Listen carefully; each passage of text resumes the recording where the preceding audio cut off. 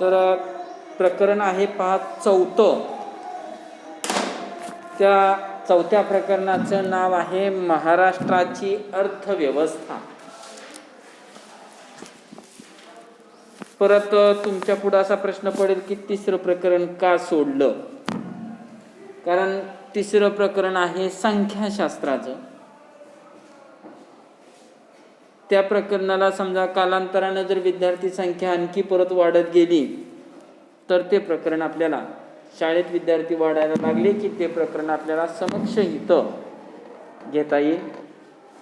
त्यामुळं ते प्रकरण आपण थोडंसं पाठीमागं ठेवू आणि पुढचं प्रकरण आपण सुरुवात करू की महाराष्ट्राची अर्थव्यवस्था. आता जशी भारताची अर्थव्यवस्था अभ्यासली जाते तशी महाराष्ट्राची अर्थव्यवस्था सुद्धा अभ्यासली जाते. याच्या पाठीमागं अभ्यासक्रम जे होते 11वीचे त्याच्यामध्ये हा भाग नव्हता. आता नव्याने ज्या वेळेस 11वीच्या अभ्यासक्रमाची पुनर्रचना झाली गेल्या वर्षी, त्यावेळेस 11वीच्या अभ्यासक्रमामध्ये हे प्रकरण महाराष्ट्राच्या अर्थव्यवस्थेचं समाविष्ट केलेलं आहे. आता महाराष्ट्र राज्याची निर्मिती आपल्याला कधी झाली हे माहीत आहे. 1 मे 1960 रोजी महाराष्ट्र राज्याची निर्मिती झाली. तुम्हाला आठवतं का बघा, 1 मेला निकाल वाटप केला जातो आणि त्यावेळेसच महाराष्ट्र दिन साजरा केला जातो. म्हणजे 1 मे 1960 या दिवशी महाराष्ट्र राज्याची निर्मिती झाली आणि दरवर्षी आपण 1 मे हा दिवस महाराष्ट्र दिन आणि कामगार दिन म्हणून साजरा करतो. आता जर पुस्तक तुमच्याजवळ जर असेल तर पुस्तक तुम्ही काढा, समोर ठेवा. कारण महाराष्ट्र राज्याचा नकाशा दाखवलेला आहे. आपल्या महाराष्ट्रात जवळजवळ 36 जिल्हे आहेत. ते सर्वच्या सर्व जिल्हे या नकाशामध्ये समाविष्ट केलेले आहेत. अगदी गुजरात राज्याच्या सीमेपासून वरच्या बाजूला बघा नंदुरबार जिल्हा आहे. त्यानंतर त्याच्या सीमेलाच धुळे जिल्हा आहे. त्यानंतर धुळे जिल्ह्याच्या जवळच सीमेला जळगाव जिल्हा आहे. नंतर नाशिक जिल्हा आहे. औरंगाबाद, अहमदनगर, पालघर, ठाणे, पुणे, सातारा, रायगड, रत्नागिरी, सिंधुदुर्ग, कोल्हापूर, सांगली, सोलापूर, उस्मानाबाद, लातूर, औरंगाबाद, बीड, नांदेड, जालना, हिंगोली, बुलढाणा, अकोला, वाशिम, यवतमाळ, अमरावती, वर्धा, नागपूर, चंद्रपूर, भंडारा, गोंदिया आणि गडचिरोली असे जवळजवळ 36 जिल्हे आहेत. आणि आपल्या महाराष्ट्रामध्ये महसूल विभाग जे आहेत, हे महसूल विभाग 6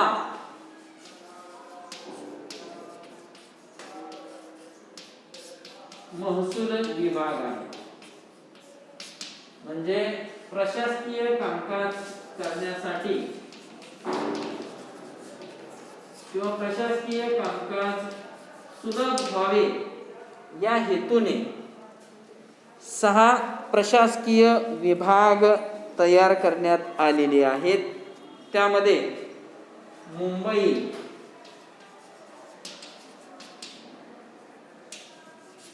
त्यानंतर दुसरा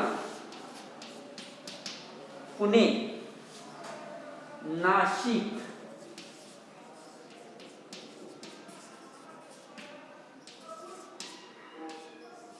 त्यानंतर औरंगाबाद,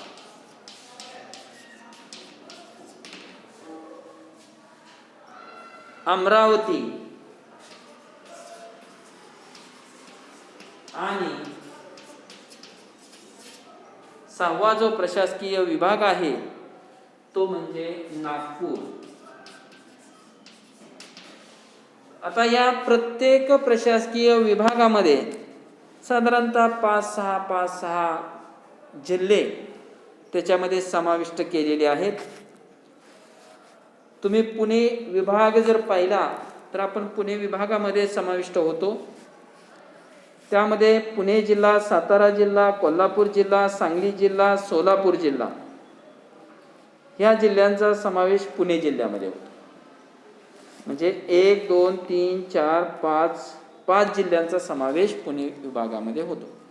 तसं प्रत्येक विभागामध्ये औरंगाबाद विभाग घ्या, त्याच्यामध्ये उस्मानाबाद, लातूर, बीड, नांदेड, परभणी, जालना, औरंगाबाद आणि हिंगोली असे औरंगाबाद विभागामध्ये जिल्हे समाविष्ट होतात. त्यानंतर अमरावती विभाग जर घेतला तर वाशिम, यवतमाळ, बुलढाणा, अकोला आणि अमरावती या जिल्ह्यांचा समावेश अमरावती विभागामध्ये होतो. जरी 10वी पर्यंत तुम्हाला माहीत नसलं तरी आत्ता तरी निदान लक्षात ठेवा की आपल्या महाराष्ट्रामध्ये प्रशासकीय विभाग 6 आहेत. प्रशासकीय विभाग किती आहेत? 6. त्यामध्ये मुंबई हा एक विभाग आहे, पुणे हा विभाग आहे, नाशिक हा प्रशासकीय विभाग आहे, त्यानंतर औरंगाबाद हा एक प्रशासकीय विभाग आहे, त्यानंतर अमरावती हा एक प्रशासकीय विभाग आहे आणि नागपूर हा एक प्रशासकीय विभाग असलेला आपणाला दिसून येतो. आणि या 6 प्रशासकीय विभागामध्ये जवळजवळ 36 जिल्ह्याचा समावेश या 6 प्रशासकीय विभागामध्ये समावेश केलेला आहे.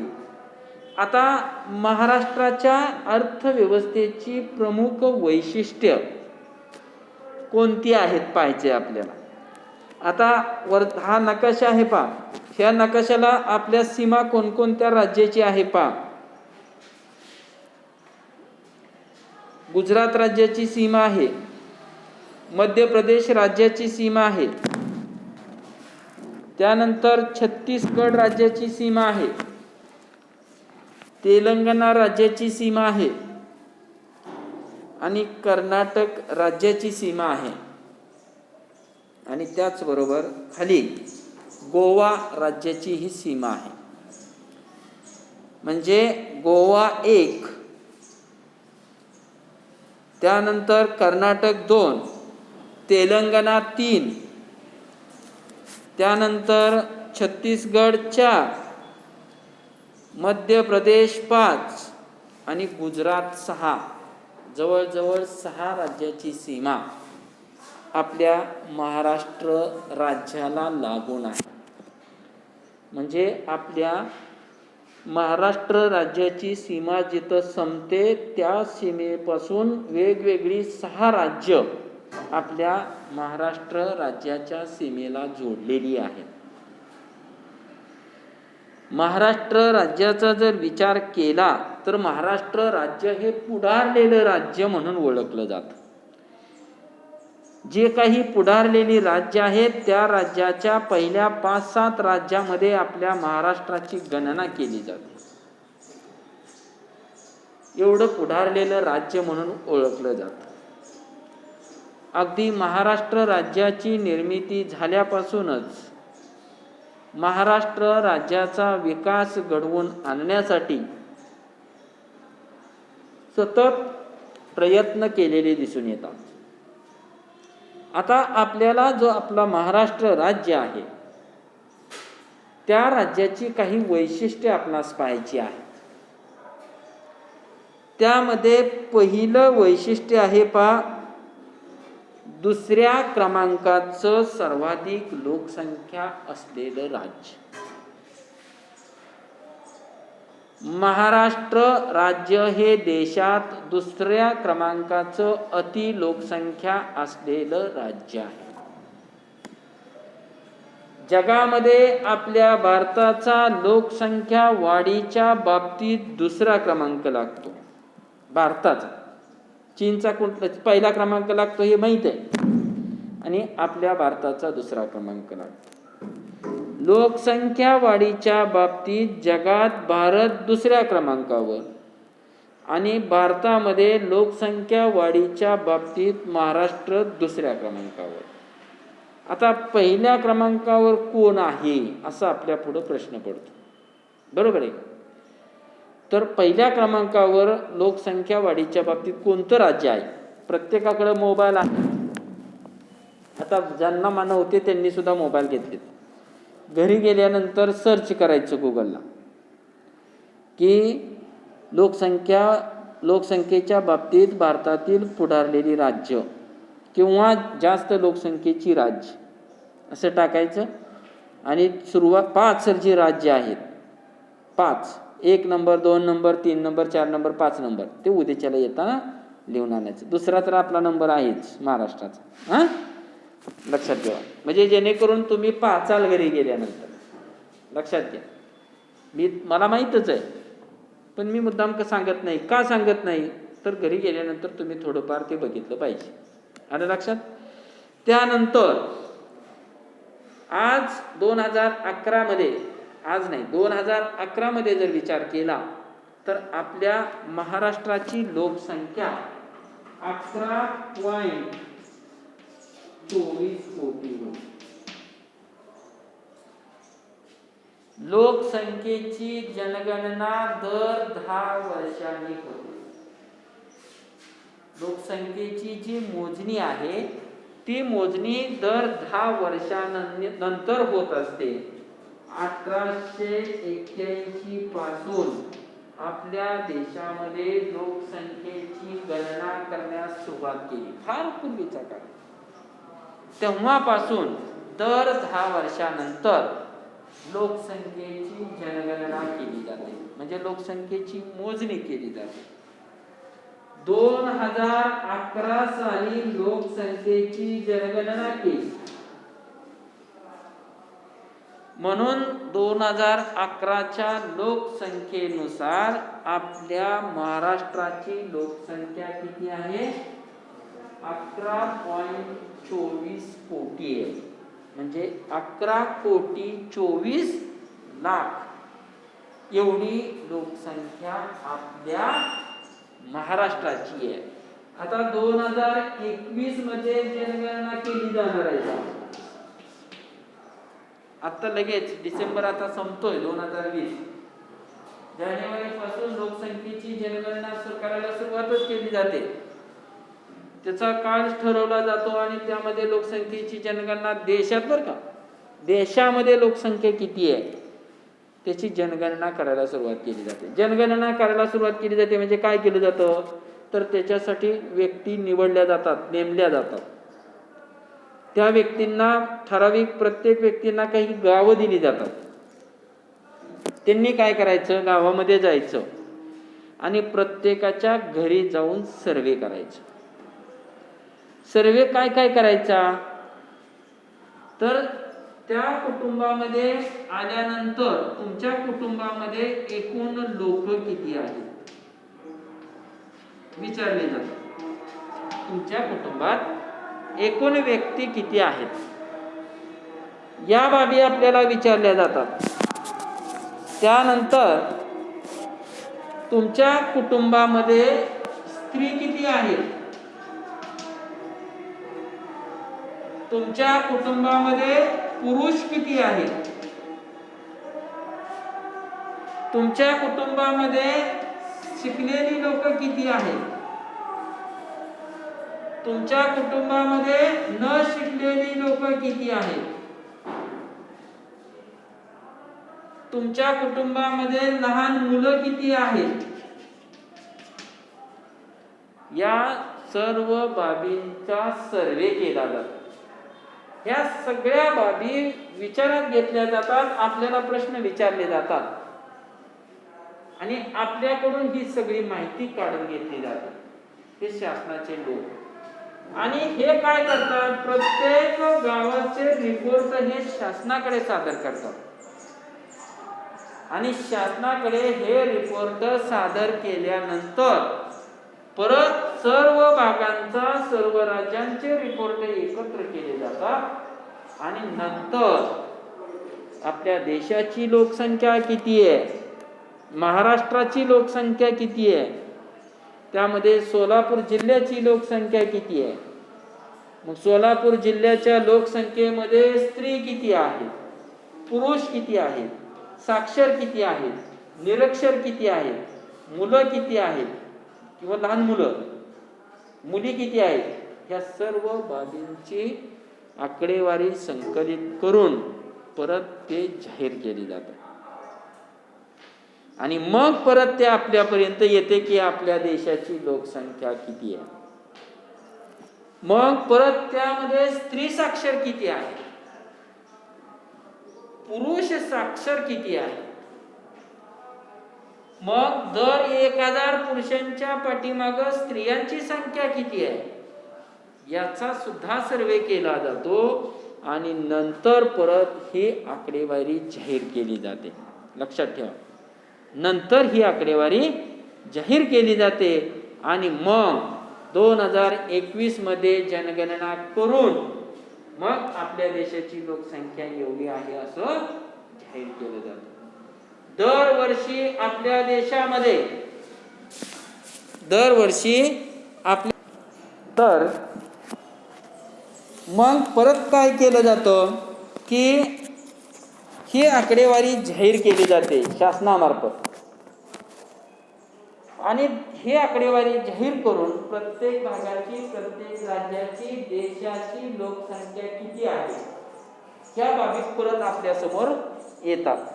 आता आपल्या देशाची जनगणना 2011 मध्ये केलेली आहे आणि ज्या वेळेस 2011 मध्ये आपल्या देशाची जनगणना केली त्यावेळेस महाराष्ट्राची जी लोकसंख्या आहे ही लोकसंख्या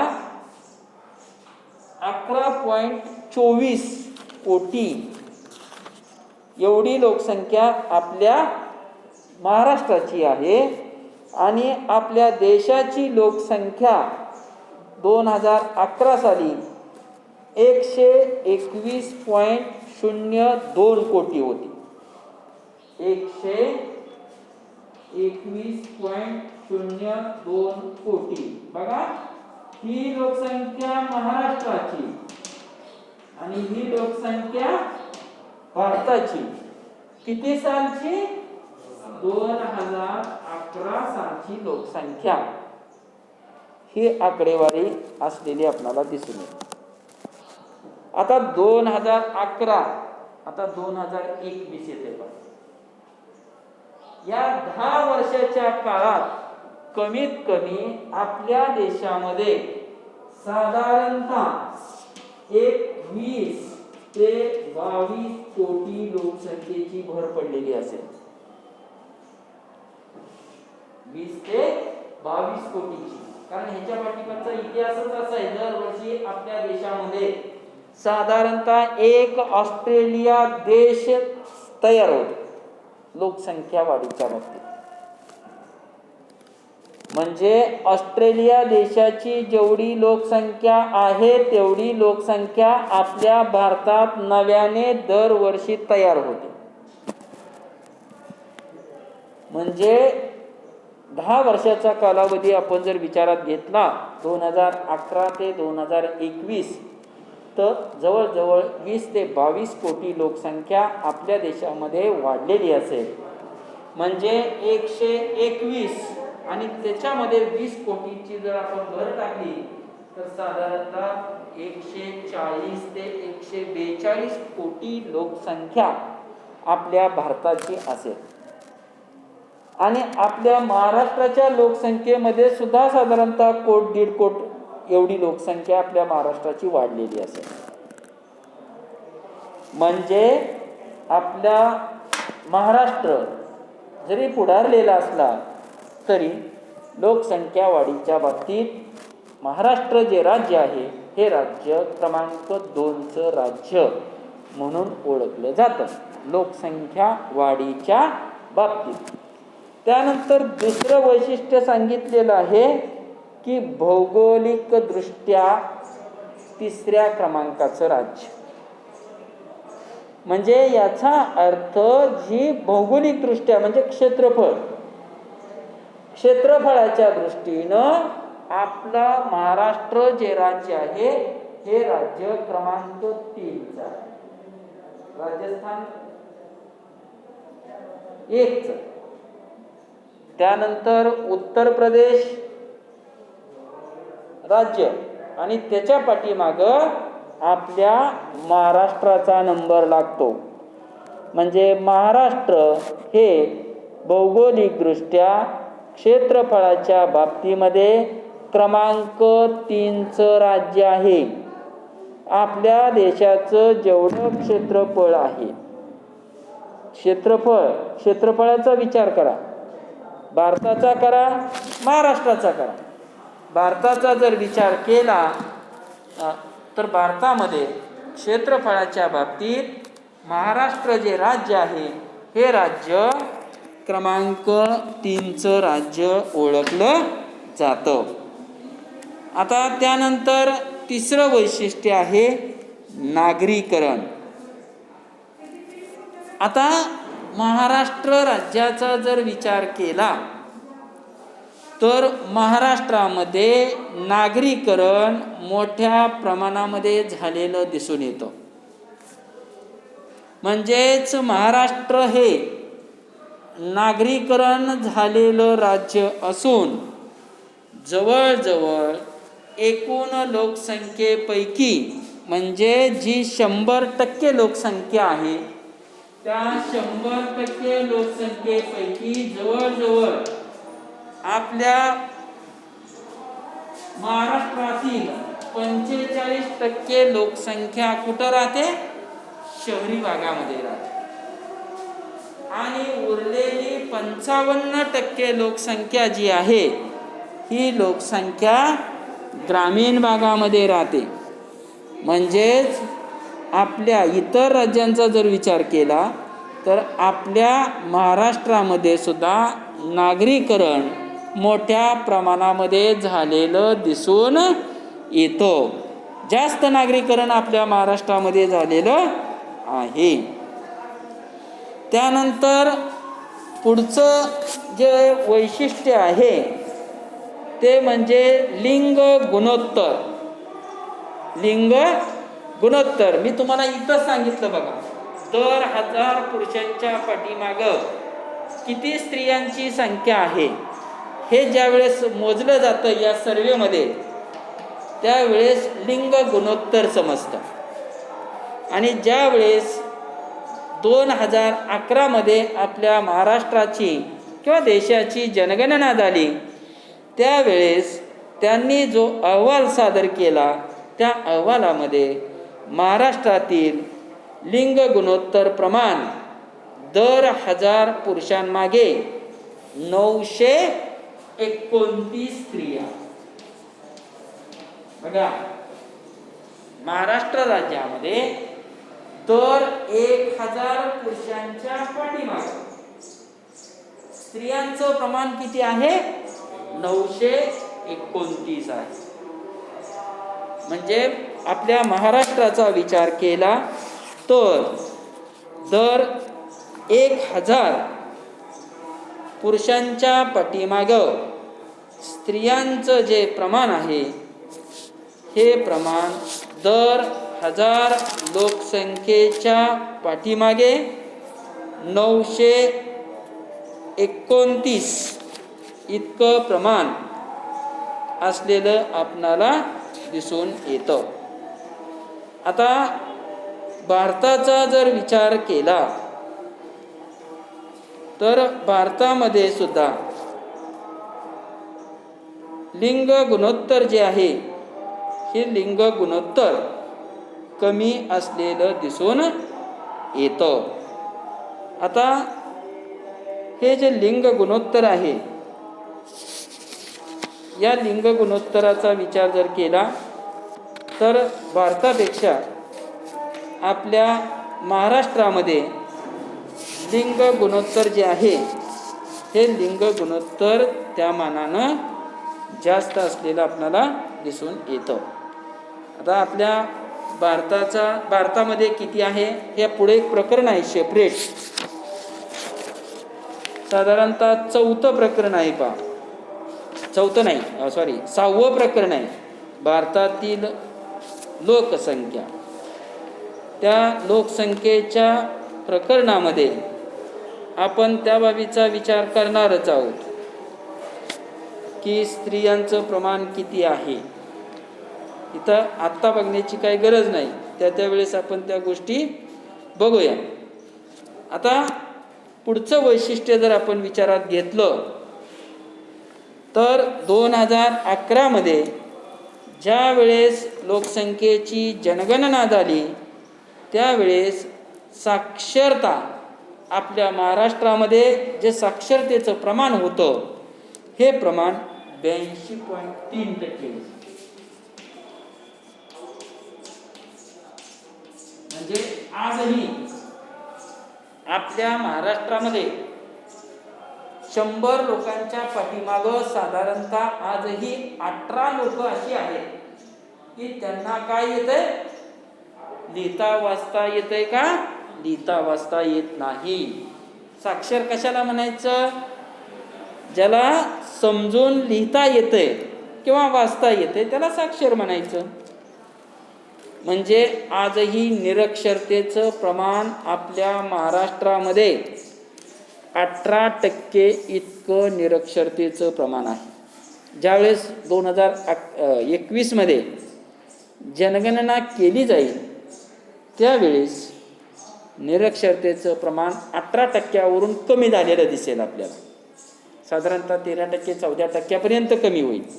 कारण साक्षरतेचं प्रमाण आता वाढायला लागलेलं आहे आणि निरक्षरतेचं प्रमाण कमी व्हायला लागलं आहे. म्हणून निरक्षरतेचं प्रमाण कमी झालेलं आपल्याला दिसून येईल. कधी, ज्यावेळेस जनगणना केली जाईल त्यावेळेस. म्हणजे हे वैशिष्ट्य आहे पुढचं की 82.3% एवढी लोकसंख्या साक्षर असलेली दिसून येते. त्यानंतर महाराष्ट्राच्या जी आर्थिक पाहणी झाली 2016-17 नुसार, त्यावेळेस महाराष्ट्राचे स्थूल राज्यांतर्गत उत्पन्न म्हणजे राज्यातलं उत्पन्न आणि दरडोई उत्पन्न, दरडोई उत्पन्न म्हणजे प्रत्येक व्यक्तीच्या वाट्याला येणारं उत्पन्न म्हणजे दरडोई उत्पन्न. दरडोई म्हणजे प्रत्येक व्यक्तीचं उत्पन्न हे जास्त असलेलं आपल्याला दिसून येतं. त्याचबरोबर विपुल नैसर्गिक साधन संपत्ती आहे आपल्या महाराष्ट्रामध्ये. नैसर्गिक साधन संपत्ती आपल्या महाराष्ट्रामध्ये विपुल प्रमाणामध्ये आहे, पण तिचा पुरेपूर वापर करून घेतला जात नाही. तर तिचा पुरेपूर वापर करून घेणं फार महत्त्वाचं आहे. तिचा जर पुरेपूर वापर करून घेतला तर महाराष्ट्र राज्याचा विकास अधिक गतीनं होऊ शकेल. म्हणून नैसर्गिक साधन संपत्तीचा पर्याप्त वापर केला पाहिजे. तिचा अपव्यय होता कामा नये. तिचा पर्याप्त वापर केला, अपव्यय तिचा नाही केला तर आपल्या महाराष्ट्राची प्रगती आज ज्या गतीनं होते त्यापेक्षा अधिक गतीनं महाराष्ट्राची प्रगती झालेली दिसेल. त्यानंतर आणखीन पुढं वैशिष्ट्य सांगितलं की कुशल मनुष्यबळाची उपलब्धता. म्हणजे आपल्या महाराष्ट्रामध्ये जे मनुष्यबळ उपलब्ध आहे ते मनुष्यबळ कुशल आहे, म्हणजे शारीरिकदृष्ट्या तंदुरुस्त आहेत हाताला पडल ते काम करण्याची धमक आपल्या महाराष्ट्रातील लोकसंख्येची आहे किंवा महाराष्ट्रातील लोकांची आहे. म्हणजे कुशल आहे आणि कुशल मनुष्यबळ आपल्या महाराष्ट्रामध्ये मोठ्या प्रमाणामध्ये उपलब्ध झालेलं आपल्याला दिसून येतं. त्यानंतर अद्ययावत तांत्रिक सुधारणा आहेत. तंत्रज्ञानाच्या बाबतीत आपला महाराष्ट्र जे राज्य आहे हे राज्य सुद्धा पुढारलेलं आहे. तंत्रज्ञानाचा मोठ्या प्रमाणामध्ये वापर केला जातो. उत्पादनामध्ये तंत्रज्ञान 3 प्रकारचं वापरलं जातं. हे 3 तंत्रज्ञान कोणती आहेत तर पहिलं तंत्रज्ञान आहे भांडवल प्रधान तंत्र.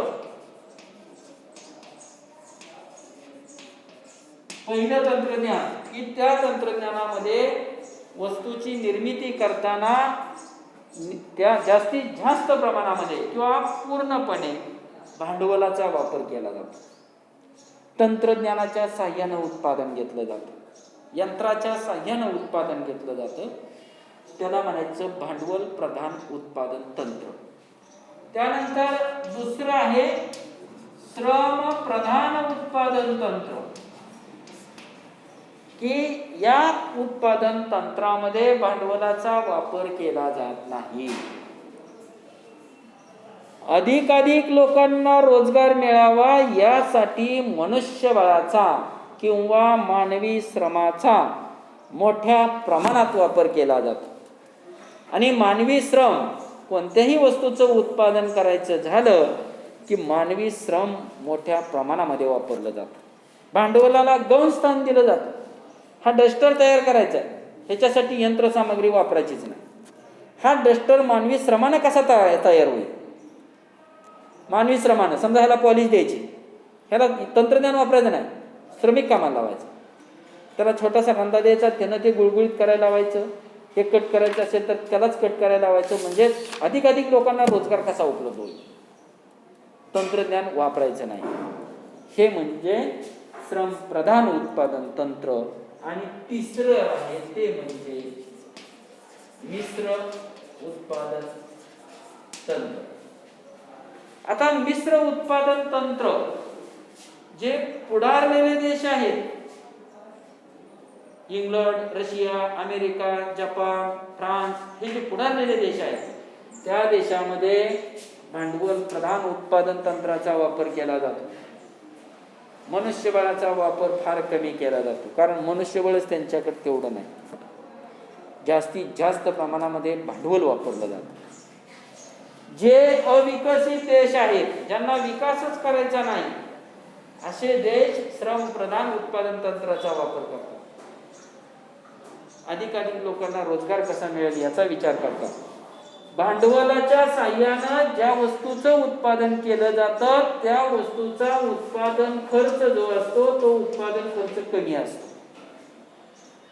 कमीत कमी खर्चामध्ये वस्तूची निर्मिती केली जाते.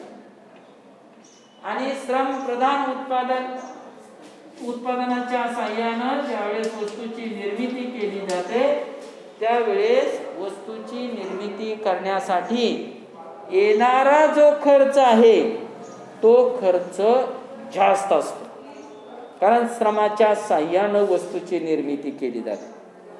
बघा, आपण शेतकऱ्याची मुलं आहोत. आपण समजा गहूची काढणी सुरुवात केली, बघा, लेबर कामाला लावली, लेबर कडून गहू कापला, त्याच्या पेंड्या बांधायच्या, सगळा गोळा करायचा, मशीनमध्ये घालायचं, त्याच्यासाठी श्रम जास्त लागते. आणि ते न करता डायरेक्ट मोठं यंत्र आणायचं आणि शेतामध्येच फिरवायचं. 1 तासामध्ये गहूची मळणी, गहू लगेच आपल्याला तयार. परवडतं कुठलं? मळायला कुठलं परवडतं? यंत्र परवडतं का श्रमिक परवडतं? मोठं यंत्र परवडतं का श्रमिकांना काढलेलं परवडतं? मोठे यंत्र. म्हणजे खर्च कुठला कमी जाणार आहे? यंत्रानं केलं तर तसंच आहे. म्हणून इथं श्रमानं केलं की खर्च जास्त वाढतो. आणि तिसरं उत्पादन तंत्र आहे ते म्हणजे मिश्र उत्पादन तंत्र, की या मिश्र उत्पादन तंत्रामध्ये काय केलं जातं तर भांडवलाचाही वापर केला जातो. बघा, भांडवलाचाही वापर केला जातो आणि त्याचबरोबर श्रमाचाही वापर केला जातो. दोन्ही बाबीचा वापर केला जातो. भांडवलही वापरलं जातं आणि श्रमही वापरलं जातं. त्यामुळं ह्या मिश्र उत्पादन तंत्राचा वापर ज्या देशांना विकास घडवून आणायचा आहे ते देश या मिश्र उत्पादन तंत्राचा अवलंब करतात. आणि आपल्या देशामध्ये उत्पादन करताना कशाचा वापर केला जातो? मिश्र उत्पादन तंत्राचा वापर केला जातो. फक्त भांडवलाचा वापर करावा तर 121 कोटी लोकसंख्येला रोजगार कुठून द्या? यंत्राचा वापर करावा तर 121 कोटी लोकांना रोजगार मिळणार नाही, बेकारी वाढत जाईल आणि देश पूर्णपणे मागास राहील. फक्त श्रमानं उत्पादन करावं, भांडवलानं उत्पादन न करता श्रमानं उत्पादन करावं तर आपल्या देशाचा विकास होणार नाही. आपण विकासासाठी धडपडतो. आंतरराष्ट्रीय बाजारपेठेमध्ये आपल्या देशाची वस्तू महाग होणार का? तर खर्च जास्त आहे. मग आपला देश या देशांच्या कॉम्पिटिशन मध्ये टिकणार नाही आणि आपण मागास राहणार. मग आपण भारत काय करतोय? आपल्याला विकासही घडवून आणायचा आहे आणि लोकांना हाताला कामही द्यायचंय. म्हणून आपण कुठलं तंत्र वापरतो? मिश्र उत्पादन तंत्र वापरतो. म्हणजे यंत्रही तिथं वापरतोय, यंत्राचाही वापर करतोय आणि श्रमिकांचाही वापर करतोय. अशा पद्धतीनं आपण मिश्र उत्पादन तंत्राच्या साहाय्यानं उत्पादन करतो. त्यानंतर विकसित पायाभूत सुविधा. पायाभूत सुविधा कशाला म्हणायचं? रस्ते, वीज, ऊर्जा, वाहतूक, दळणवळण याला पायाभूत सुविधा म्हणायचं. आणि या पायाभूत सुविधा ज्या आहेत ह्या पायाभूत सुविधा आपल्या महाराष्ट्रातील विकसित झालेल्या दिसून येतात. राजकारण तर सगळं याच्यावरच चालतंय, पायाभूत सुविधेवर. आपण पुस्तकी ज्ञानामध्ये म्हणतोय आपल्या महाराष्ट्राच्या पायाभूत सुविधा विकसित झालेल्या आहेत आणि इकडं शेतकऱ्यांना 5-6 तास सुद्धा अखंड म्हणजे सलग वीज उपलब्ध होत नाही. आजही ग्रामीण भागातील रस्ते पक्क्या रस्त्यांना जोडलेले नाहीत. पण त्या जरी बाबी आपल्याला निदर्शनास येत असल्या तरी इतर राज्याचा विचार जर केला तर पायाभूत सुविधा ज्या आहेत आपल्या महाराष्ट्रातील त्या विकसित झालेल्या दिसून येतं. त्याचबरोबर महाराष्ट्र हे जे राज्य आहे हे नवनिर्मितीच्या बाबतीत असेल, कौशल्य विकासाच्या बाबतीत असेल, गुंतवणुकीच्या बाबतीत असेल आणि पर्यटनाच्या बाबतीत असेल, महाराष्ट्र राज्य हे लोकप्रिय झालेलं राज्य आहे. अशी वेगवेगळी वैशिष्ट्ये आपल्या महाराष्ट्र राज्याचे दिसून येतात. परीक्षेला महाराष्ट्र राज्याची निर्मिती कधी जाईल असं विचारलं जाईल. महाराष्ट्र राज्यामध्ये एकूण जिल्हे किती आहेत, महाराष्ट्र राज्यामध्ये प्रशासकीय विभाग किती आहेत, किंवा महाराष्ट्राच्या अर्थव्यवस्थेची वैशिष्ट्य सांगा असाही प्रश्न परीक्षेला विचारला जाईल. किंवा 2011च्या जनगणनेनुसार महाराष्ट्राची लोकसंख्या किती होती असाही प्रश्न परीक्षेला विचारला जाईल. तर त्या बाबीसाठी आपल्याला या बाबी माहीत असणं फार महत्त्वाचं आहे. आता याच्या पुढं जो भाग येतोय की महाराष्ट्राचा आर्थिक विकास, म्हणजे आपल्याला शेती क्षेत्र घ्या, शेती क्षेत्र कारण मुख्य व्यवसाय आहे आपल्या देशाचा सुद्धा आणि महाराष्ट्राचा सुद्धा. या बाबींचा आपल्याला विचार करायचा आहे. सेवा क्षेत्राचा विचार करायचा आहे, शिक्षण या बाबीचा विचार करायचा आहे. त्याचबरोबर इतर जी काही क्षेत्र आहेत आरोग्यसेवा, पर्यटन या बाबींचा सुद्धा आपल्याला विचार करायचा आहे. तर राहिलेलं जे आहे ते आपण परत चालू करू.